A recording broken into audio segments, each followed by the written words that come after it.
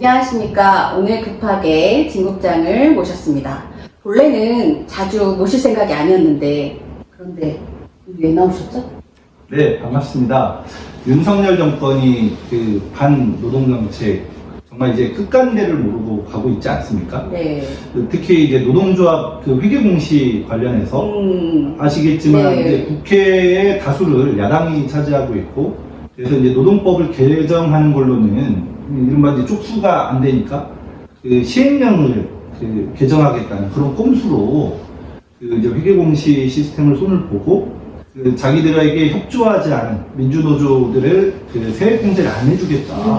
이게 지금 사회 네. 이슈가 되고 있지 않습니까? 그래서 지금 갑작스럽게 다시 우리 헌법 제33조가 이제 부각이 되고 있고 많은 이슈로 되고 있고, 그래서 이 문제 얘기하지 않을 수 없어서 네. 이렇게 급히 나오게 됐습니다. 그럼 윤석열을 잡기 위해서 나오신 거죠? 사실은 윤석열은 뭐 이렇게 유튜브로 잡겠습니까? 우리 노동자들이 일단 11월 달에 또 전국 노동자대회도 있고 11월? 10일? 네.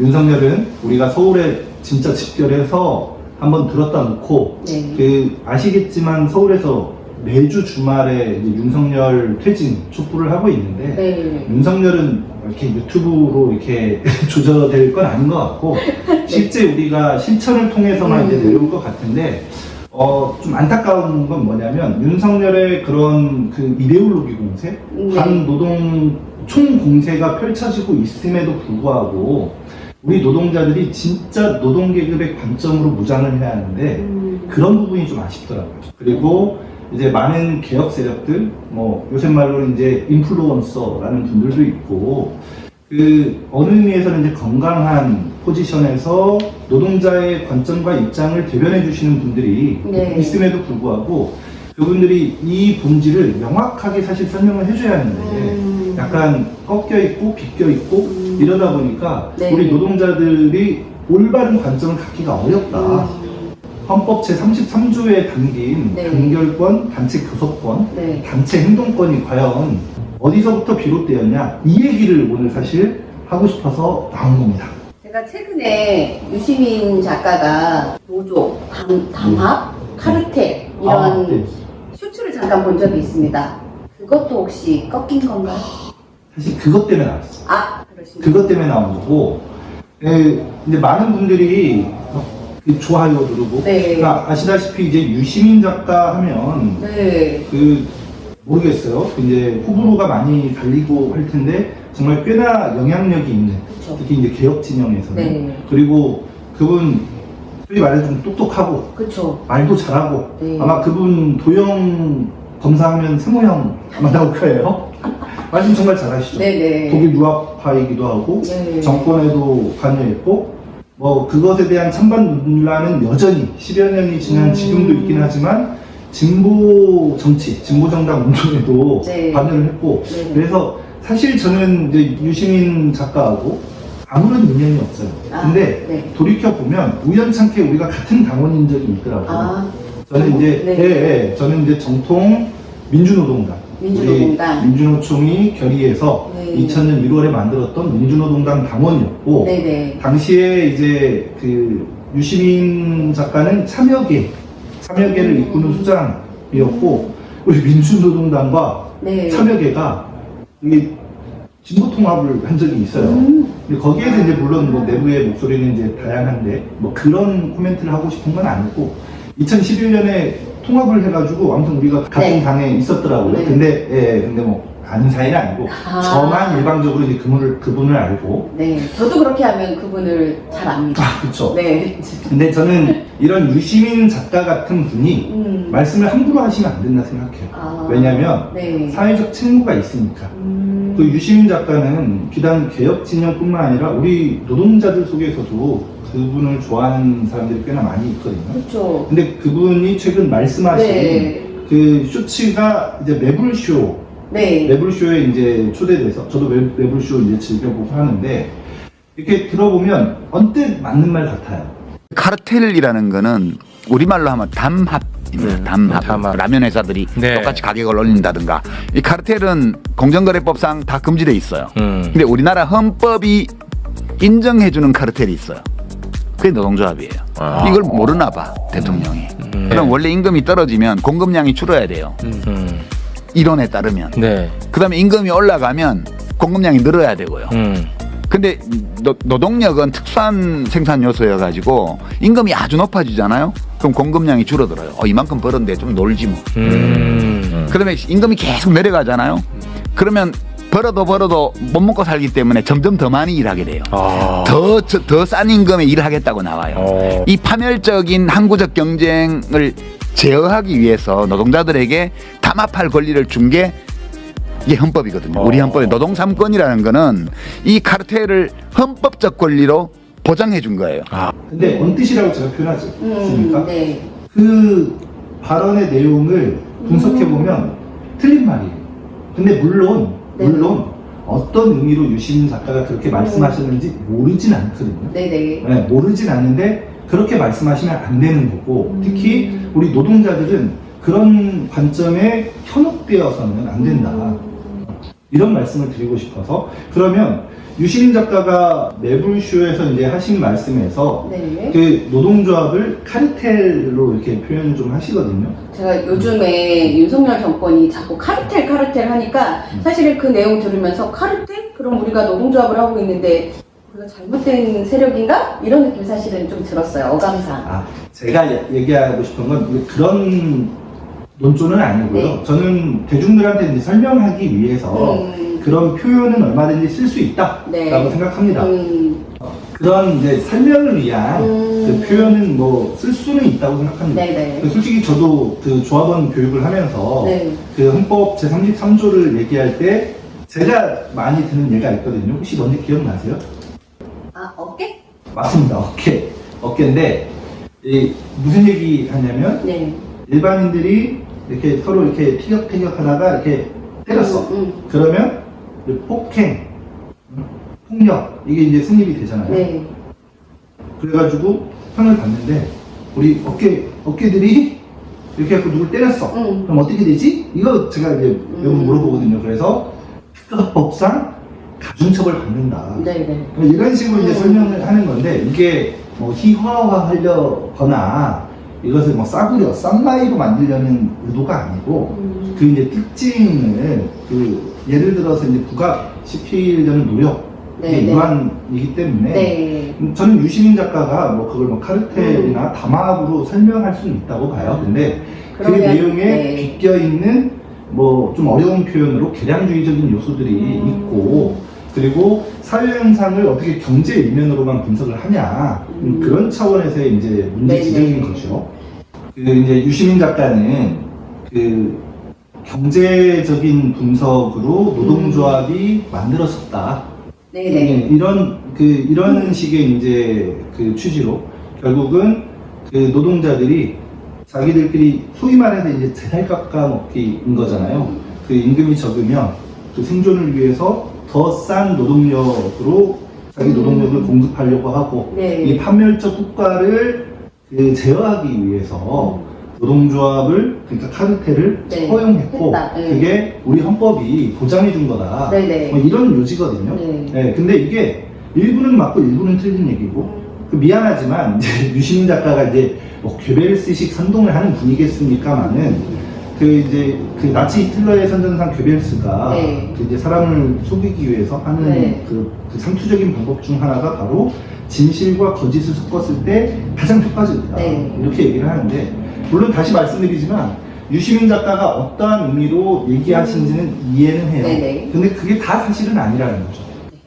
그리고 그게 이제 해당하는 노동력이라는 게 특수한 상품인 거 맞죠? 네. 그리고 그게 이제 사회적으로 어떤 영향을 미치는지에 대해서 유시민 작가가 표현한 그런 면이 분명히 있는 건 사실이에요. 그래서 예를 들면 연봉이 높으신 분들은 그 이른바 저녁 있는 삶을 네. 보내고 그렇지 않은 우리 같은 사람들은 밤낮 없이 일을 하는 뭐 이런 현실에 네. 이제 놓여 있는 거죠. 뭐 소위 말하는 목구멍이 포도청이기 때문에. 네.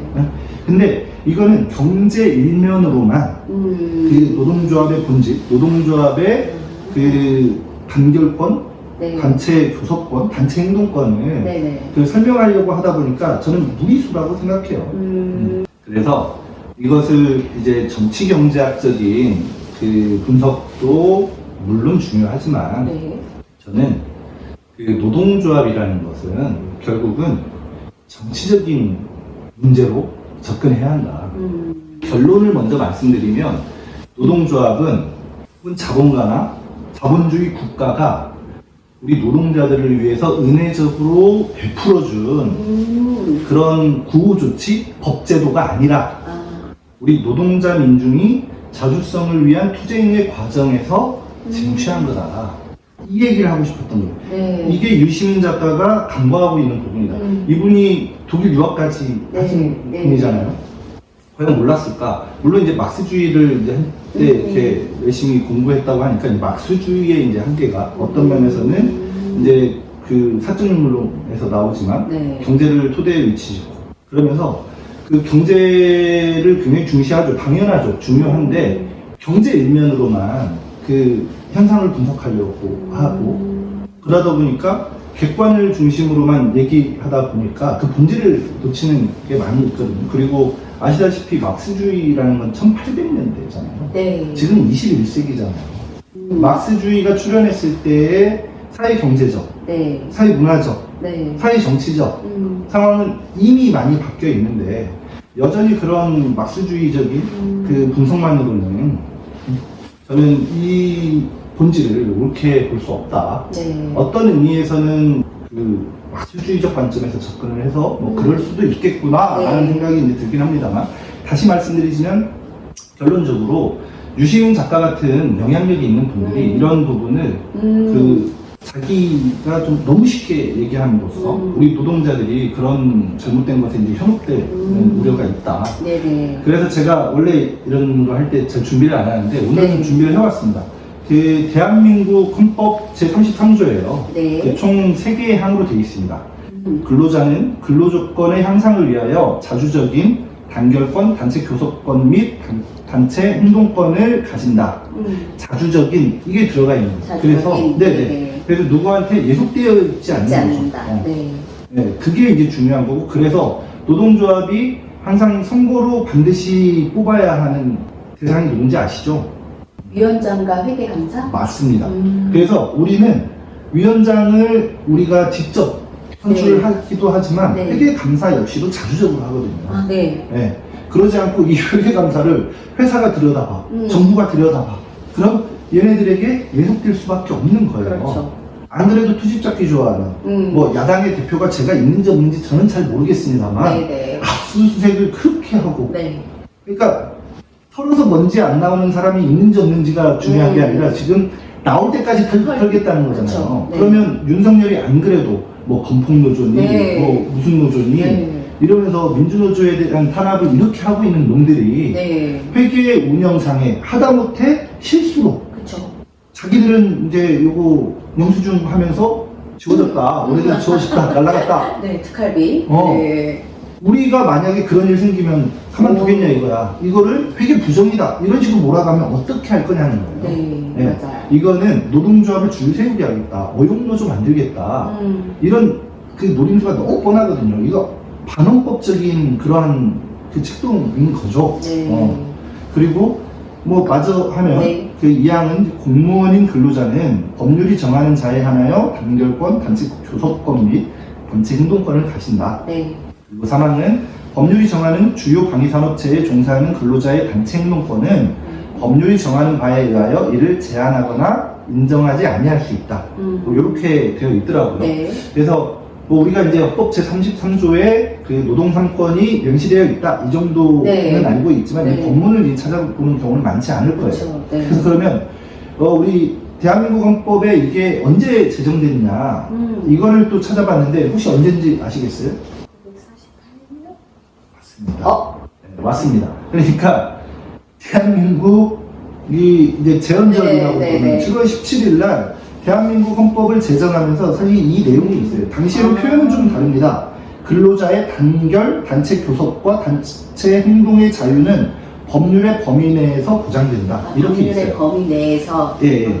이때는 이제 국민의 권리가 많지 않았었나 봐요. 제18조에 있었는데 국민의 권리가 늘어나면서 이른바 우리가 제6공화국이라고 부르는 87년에 개정된 그 헌법에서 이제 33조의 네. 요 체계로 명시가 된 거라는 거죠.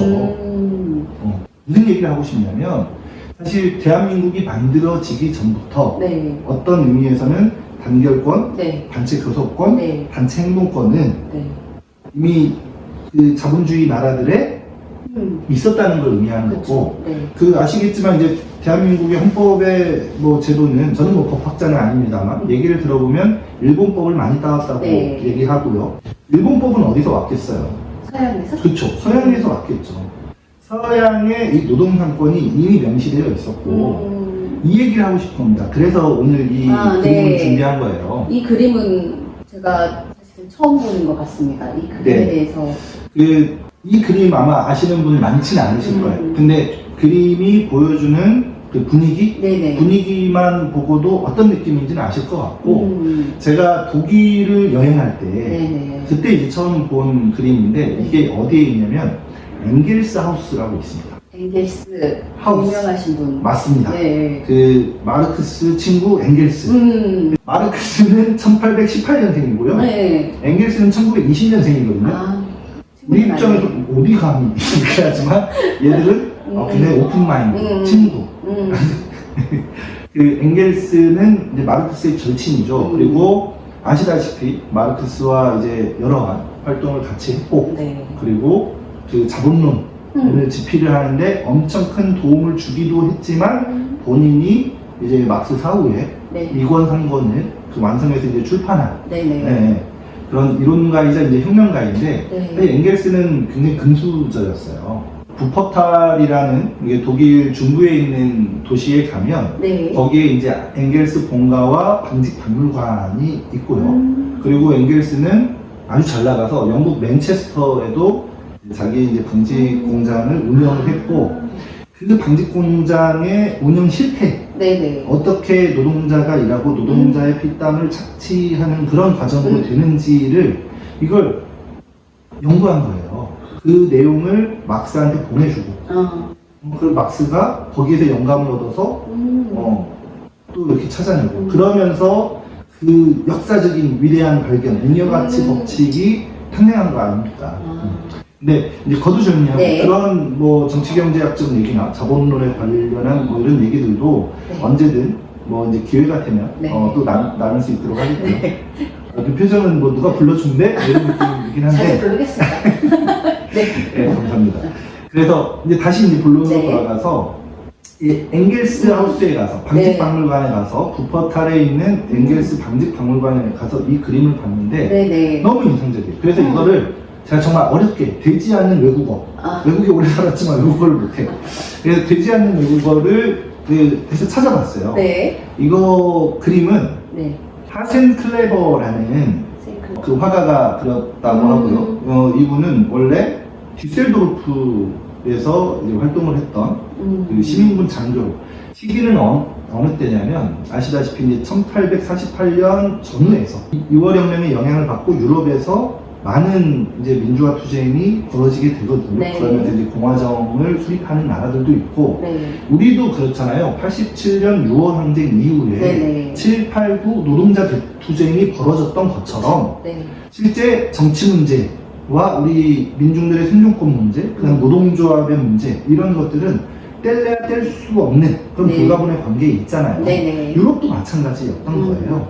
이 내용이 보면 뭐냐면 이 제목은 그렇습니다. 뭐 제가 이제 독일어를 잘 못한다는 전제에서 네. 우리 시청자 여러분들이 이해를 해주셨으면 좋겠고 아르바이터 포어 덴 마기스트라 다시 해볼까요? 네. 아르바이터 포어 덴 마기스트라 어떤 의미냐면 네. 아르바이터가 노동자예요. 워커스. 하는 아르바이트. 아르바이트 맞습니다. 아르바이트라는 말 자체가 독일어예요. 독일어고 우리가 이제 알바 간다, 아르바이트 네네. 한다는 독일어. 그러니까 아르바이터는 이제 워커스, 뭐 레이버 이렇게 이제 번역할 수 있겠죠. 우리 네네. 노동자들이 뭐 앞에 섰어. 네. 앞에 섰어. 이제 마기스트рат을 이제 검색해봤더니 뭐 이제 의회 의원들, 혹은 뭐 재판관들, 네. 그러니까 지도자들, 네네. 뭐 리더 집단, 뭐 이런 식의 이제 의미를 갖고 있다고 하더라고요. 권력자 앞에 선 노동자. 그렇죠. 이런 뜻이. 네, 그렇게 번역하면 아. 저는 가장 좋을 것 같은데 당시의 권력자는 누구겠습니까? 귀족이나 자본가족. 네. 대표단이 권력자들 앞에서 문서를 지금 내밀고 있는데 네. 이 당당한 장면이 일단 중요하고 네. 근데 이 당당함, 노동자 대표단의 당당함보다 더 중요한 건 이 창문밖이 중요합니다. 창문밖. 네, 창문밖을 좀 보세요. 네. 성남 군중들이 보이는 것 같아요. 네, 맞습니다. 잘 보셨습니다. 네. 성남 군중들, 네. 노동자들이 밖에 광장을 가득 메우고 있는 거예요. 뭐 지금 뭐 우리가 굳이 소설을 쓰면서 얘기하면 네. 어떻게 할 거야? 노동상권 줄 거야 안 줄 거야? 이렇게 얘기하는 거죠. 그러면서 자 봤지? 창문 밖 봐봐. 우리 노동자들, 이렇게 우리 노동자 보이죠? 군대, 막스가 얘기했던 아, 그 노동자 군대 저기 있다. 음. 그래 어떻게 할 건데? 이러면서 이제 노동자들의 요구를 당당하게 주장하는 거거든요. 네네. 네. 아시다시피 이 시기에 독일은 프로이센 애들이 나중에 그 수많은 공국을 통일하는 거고 네. 우리가 아는 비스마르크라는 사람은 굉장히 철권 통치를 했던 사람이거든요. 네네. 그 반노동 정책으로 유명한 인간이에요. 근데 많은 사람들이 그 얘를 막 존경한다 어쩐다 막 그쵸. 이렇게 하는데 사실은 그 내용을 잘 모르는 거예요. 모르는 거고 아무튼 이런 친구들이 노동상권을 인정을 하는 거거든요. 아. 그러면 노동상권은 뭐냐? 권력자들이 네. 은혜적으로 우리 노동자들한테 베푼 거냐? 아니면 이렇게 투쟁을 통해서 항쟁을 통해서 우리가 쟁취하는 거냐? 네. 이건 정말 말장난이 아니라 굉장히 중요한 부분이거든요. 네네. 이 부분을 간과하면 안 된다. 네. 그러니까 애초에 이제 노동조합 교육을 할 때 저도 그렇게 사실 좀 배우기도 했고 노동조합 자체가 타협의 산물이다. 네. 근데 혈기왕성한 20대 때 제가 처음에 이 얘기를 듣고는 좀 네. 유쾌하지 않았어요. 아, 우리가 타협을 한다고 그치. 원칙하고 왠지 좀 다른 말인 것 같잖아요. 네. 근데 어떤 의미냐면 여기 있는 이 권력자들이 귀족들일 수도 있고 혹은 뭐 번역하기에 따라서 의회 의원들일 수도 그쵸. 있고 한데 네. 결국은 자본주의가 발달하는 건 이제 산업혁명 이후에 네. 그 우후죽순으로 이제 기업가들이 늘어나고 뭐 막스도 얘기했지만 그 착취율을 더 높이지 않으면 네. 여기서 이제 누가 누구를 하는 이 치열한 경쟁에서 결국 M&A에 의해서 이렇게 할 수 없으니까 네. 그 마르크스가 밝혀낸 것처럼 그 이윤율 저하 경향은 박을 수가 없거든요. 네. 근데 이윤율을 끌어올리기 위해서는 착취를 강화할 수밖에 없는 거고 그쵸. 그 착취를 강화하는 과정에서 네. 자본가와 노동계급의 대립은 불가피한 거잖아요. 그렇죠. 네. 그 과정에서 결국은 얘들은 착취를 안 하면 다른 자본한테 먹히게 되고 그렇죠. 착취를 할 수밖에 없고 그런 착취 과정에서 우리 노동자들은 정말 피땀을 쪼이면서 고생하면서 결국은 이래 죽나 저래 죽나 이렇게 일을 하다가 으악 죽나 네. 야 이 더러운 세상 네. 나 더 이상 이렇게 못 살겠다. 그렇죠. 이래 죽으나 저래 죽으나 똑같으니 한번 바꿔보자. 바꿔보자. 사실 이게 유럽뿐만 아니라 네. 우리의 역사도 그렇잖아요. 그쵸. 뭐 네. 가까운 그 과거에는 동학 밀란이라고 네. 하는 그쵸. 동학 민중 항쟁, 농민 항쟁 네. 조차도 그런 과정인 거잖아요. 이렇게 해서 이렇게 죽으나 저렇게 네. 죽으나 한번 들었다 놓자. 이것을 우려한 자본가들이 자기들끼리 나름의 룰을 만든 거예요. 야, 우리 이 이상은 하자. 이 이상은 해줘야 쟤네들이 폭동 안 일으켜. 폭동은 일으키지 않는다. 그렇죠. 주전자의 뚜껑에 구멍이 뚫려 있잖아요. 네. 그 이유가 뭐죠? 김빼기. 그렇죠. 김빼기. 네. 그게 없으면 뻥! 네. 터지니까. 네. 그러면 그 김빼기의 역할이 될 수 있겠네요. 그렇죠. 이 친구들 입장에서는 저 성난 군중들을 보고 얼마나 무서웠겠어요. 그렇죠. 우리 노동자들의 요구사항을 들어주지 않으면 뻥! 그러면서 자기들의 모든 것을 잃게 되는데 그래서 김빼기 계량주의라고 하는데 이 친구들은 그런 김빼기를 통해서 노동자들의 그 요구사항을 일면 들어주면서 대신 노동자들이 혁명으로 나아가지 못하도록 네. 그러니까 자본주의 체제 자체를 무너뜨리게 되는 거잖아요. 이렇게 하다 보면 그렇죠. 네. 근데 자기들은 자본주의 체제에서 지배자 역할을 하고 싶고 야 이 정도는 좀 주자. 그러면서 근로기준법, 네. 그러니까 우리는 이제 근로기준법이라고 하지만 이들은 이제 노동법이라고 하는데 노동법이 만들어진 거예요. 그래서 자본가들끼리 약속을 한 거죠. 야, 이 정도 이상은 지켜주자. 네. 이거를 유시민 작가는 마치 아. 국가가 은혜적으로 베풀어 준 것처럼 하는데 그렇지 않다. 노동 3권은 정말 명확하게 우리 노동자 민중이 네. 자주성을 위한 투쟁 과정에서 당당하게 필요성, 네. 쟁취한 우리의 권한인 거고요. 네네. 이들도 뭐 이제 제가 김백이다, 뭐 개량주의다라고 말은 했습니다만 네. 고육지책인 거죠. 고육지책. 우리한테 주지 않을 수 없었던 이런 투쟁의 결과물을 그렇게 이제 표현하면 안 되겠다. 네. 우리 노동자들을 현혹시키는, 뭐 물론 이제 의도해서 그런 것도 아니고 네. 또 이제 제가 우리 유시민 작가를 이렇게 비판한다고 해도 네. 우리 리버럴 아치를 아마 모를 거기 때문에 유시민 작가는 모를 거야. 네. 네. 네. 바쁘신 발전하겠습니다. 분이고. 네. 아니, 발전하면 반박하면 어떡하지? 발전해서 우리를 뭐 알면 네. 뭐 반박하겠어요. 그쵸. 그분이 저는 지각이 있으신 분이고 그쵸. 또 특히 이제 양심이 있으신 분이라 생각을 해서 네. 네. 모르겠어요. 우리에게 어느 정도 그 동의할지는 모르겠습니다만 또한 유시민 작가 역시도 제가 이제 그분이 윤석열 정권을 향해서 네. 말하고자 하는 그 본의 자체는 저도 네. 모르지 않는 것처럼 네.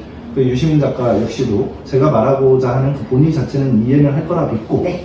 근데 하지만 뭐 아마 모를 겁니다. 우리가 있는 얘기를 그냥 귀가 가려운데 근데 다시 뭐 이 정도 하겠죠. 근데 우리 노동자들은 네. 특히 우리 민주노조 조합원들은 네. 그러한 그 잘못된 정보에 제발 현혹되지 말고 네. 정말 노동 계급의 올바른 관점을 갖자 네. 이런 얘기를 꼭 하고 싶었던 겁니다. 아, 네. 아, 정말 오늘 제가 인식하지 못했던 유명인들이 얘기하는 부분에 대해서는 저희가 사실은 그냥 받아들이는 습관적인 것들이 있었는데 오늘 국장님께서 이 부분을 잘 짚어주셔서 우리 리버럴 아치를 보고 있는 우리 구독자님께서는 현혹되지 않을 거라고 생각이 들고 사실을 바로 인지할 수 있을 거라는 생각이 듭니다. 아, 네, 감사합니다. 활동가 여러분들은 아시겠지만 저도 사실 이 헌법 제33조 단결권, 단체 교섭권, 단체 행동권 이 세 가지만 얘기하려도 하고 싶은 말들이 너무 많아요. 네. 네. 여전히 우리가 이게 온전히 보장되지 않기도 맞아요. 하거든요. 네. 과연 우리나라의 이 노동법 자체가 자주적이냐 뭐 이런 것도 하고 싶은 말이 너무 네. 많고 그리고 아까 유시민 작가를 두고 네. 경제 일면만 부각해서 이제 사회 현상을 분석하려다 보니 네. 그런 오류에 빠진다라고 얘기를 했는데 예를 들면 지금 러시아 우크라이나 전을 두고 네. 혹은 러시아의 제국주의 침략 시동이다 이렇게 얘기하는 이른바 네. 진보라고 하는 사람들이 그러는데 이것도 정말 할만한 거죠. 네. 이건 이제 분량 문제도 있고 네. 방송 시간 문제도 있지만 그 이제 갓 그 걸음마를 시작한 리버럴 아치의 졸린 문제도 있다. 그래서 이런 정치적인 문제는 나중에 이제 기회가 된다 그러면 네. 제가 하겠습니다. 네, 제가 한 가지 확실한 거는 다시 모시기로 하겠습니다. 한 가지 확실한 거는 러시아 사회를 분석하는 데서도 네. 올리가키, 실로비키라고 하는 그 집단에 대한 그 내용이 이해가 전제되어야 하거든요. 네네네. 네. 근데 이 얘기는 다시 말씀드리지만 추후에 기회가 되면 좀 더 말씀을 드리는 걸 네. 하겠고 뭐 다들 그러실 거예요. 과연 우리나라는 단결권은 그러면 헌법적인 권리인데 네. 온전히 보장되고 있냐?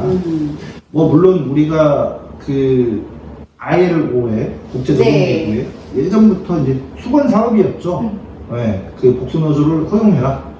이렇게 해서 단결권이 더 증대되고 노동자의 자주적인 권리가 더 보장될 거라고 그렇게 믿었는데 이상한 그 단체 교섭권이 나온 거예요. 네. 아실 거예요. 교섭장구 단일화. 네. 교섭장구 단일화라는 이 괴물이 탄생함으로써 네. 오히려 단결권도 훼손되었고 단체 교섭권은 더욱 말할 것도 없고 지금은 단체 교섭권이 있어야 네. 단체 행동권이 있거든요. 그쵸. 단체 행동권은 일전에 우리가 그 방송을 네. 통해서 다뤘던 뭐 조정 정치주의나 이런 네. 거를 떠나서라도 단체 교섭권이 없으면 단체 행동권이 없어요.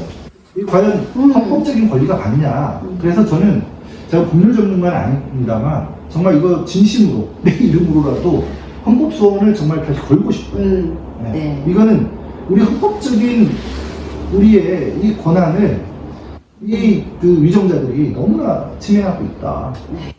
아마 많은 활동가분들이 여기 정말 피를 토하고 싶은 심정으로 하고 싶은 말씀들이 정말 많을 거라 생각하고 저 역시 그런 겁니다. 그래서 복수노조가 형식적으로는 허용됐습니다만 본질에서의 단결권은 더 훼손되었고 아까도 말씀드렸지만 뭡니까? 우리의 단결권은 그러니까 사람은 아는 거예요. 그 유시민 작가 얘기를 다시 하면 네. 유시민 작가는 이 사람을 뭐 이렇게 침팬치 뭐 이런 쪽으로 유인원 네, 이런 네. 쪽으로 이렇게 자꾸 비교를 네. 하는데 그건 역시도 그 본능과 그 생물학적 본능 그러니까 포유류의 본능과 사람의 사회적 존재로서의 본성 자체를 혼동하는 그러니까 말이 한 글자 차이라고 해서 그 뜻도 한 글자 차이는 아니거든요. 뜻은 어마어마한 차이가 있는데 네. 그 사람은 분명히 사회적 존재거든요. 네. 근데 무리 생활을 하는 그렇게 치면 꿀벌을 연구하고 개미를 연구하고 무리 생활을 하는 이런 그 동물들을 연구해도 거기서 교훈이라는 건 얻을 수 있죠. 뭐든 얻을 수 있는데 네. 아무튼 네. 그 사람의 그 사회적 존재로서의 본성을 그 탐구하는데 막 침팬치 막 제명이 있는데 이게 과연 맞냐? 예, 아시겠지만 사람은 자연계로부터 벗어져 나오면서부터 이미 집단을 이루어서 살아야만 한다는 걸 네. 터득한 거예요. 그렇죠. 이건 본능적인 것도 있지만 본성적인 요구인 거예요. 그런 거고 근데 사람이 힘을 모으면 네. 힘이 세지거든요. 뭐 그런 거 많잖아요. 백식장도 맞들면 낫다. 네. 뭐 중국은 이제 중국의 대표적인 속담은 뭐 신규 장수 3명이 모이면 제갈 공명보다 낫다. 뭐 이런 것도 있죠. 단결의 중요성이기도 하지만 모이면 힘이 세진다. 이거는 누가 부정하겠어요. 네. 그러니까 사회에서는 이렇게 모이는 거를 웬만하면 금지시켜요. 왜 모이면 힘이 세지니까. 그쵸. 그래서 이제 아까 우리가 처음에 얘기했던 어깨 얘기가 나온 거잖아요. 네. 어깨들이 모이면 특가법으로 처벌 받는다. 원래 이렇게 한 대 때려가지고 징역 2년 이럴 거를 어깨들이 모여가지고 때리면 특가법 징역 4년 이렇게 되는 거잖아요. 모이면 힘이 세지니까 모이지 못하게끔 하는데 노동자들은 아까도 말씀드렸지만 아무리 막 꼰조가 보통 꼰조가 아닌 우리가 이제 노동자를 만나다 1편을 찍었을 때 네. 예를 들면 홍진영 지부장님 같은 분이라 하더라도 개별적인 관계에서는 고용주와 네. 자기는 노동자인데 그렇죠. 개별 1대1로는 이 힘을 할수 발휘하기가 없죠. 힘든 거잖아요. 네. 그렇게 하면 연봉 계약을 하는 데 있어서 야, 너 이거 먹고 떨어져 이렇게 했을 때 네. 아무리 막 아니 이렇게 할 수 있는 사람이 많지 않은 거잖아요. 그쵸. 그래서 그들이 당당하게 요구할 수 있는. 요구할 수 있도록 하기 위해서 노동조합을 보장한 거. 그렇죠. 이렇게 되는 거잖아요. 네. 노동조합이 이렇게 활동을 해야 하는 건데 교섭창구 단일화라는 거. 그러니까 뭐 예를 들면 그런 거죠. 그 사람이 있어요. 사람이 있는데 사람 머리에 이렇게 뿔이 이렇게 달렸다고 보세요. 그럼 그건 사람일까요? 사람이 아닌 거죠. 네. 인어공주는 반은 사람이고 반은 물고기인데 네. 인어공주는 사람입니까? 아닙니다. 뭐 저는 뭐 다른 의미가 있는 건 아니에요. 인어공주한테 아무런 그 나쁜 감정이 있는 것도 아닌데 네. 스핑크스도 그렇잖아요. 반은 사람이고 반은 사자가 일어난다. 그럼 그게 사람이냐 이거예요. 그 교섭창구 단일화라는 게 그렇습니다. 그러니까 복수노조에서 네. 우리의 단결권을 보장한 듯 하지만 교섭창구 단일화라는 이 괴물을 만들어 놓은 거예요. 네. 그래 놓고 단결하래. 단결할 수 없게 만들어 놓고 단결하래. 그러니까 보장이 필요하겠네요. 그쵸, 맞습니다. 그래서 저는 노동법 전면 개정이 필요하다. 그 복수노조를 허용했으면 누구나 자주적으로 단체 교섭권을 가질 수 있도록 그렇게 이제 보장이 되어야 한다고 생각하고, 네네. 그러니까 노동상권도 저는 그런 거라고 생각해요. 교섭창구 단일화라는 걸로 이 좋은 말, 자주적인 단결권, 단체 교섭권, 단체 행동권을 갖는다 했는데 거기에다가 교섭창구 단일화라는 걸로 사실 반헌법적인 네. 나쁜 법이다.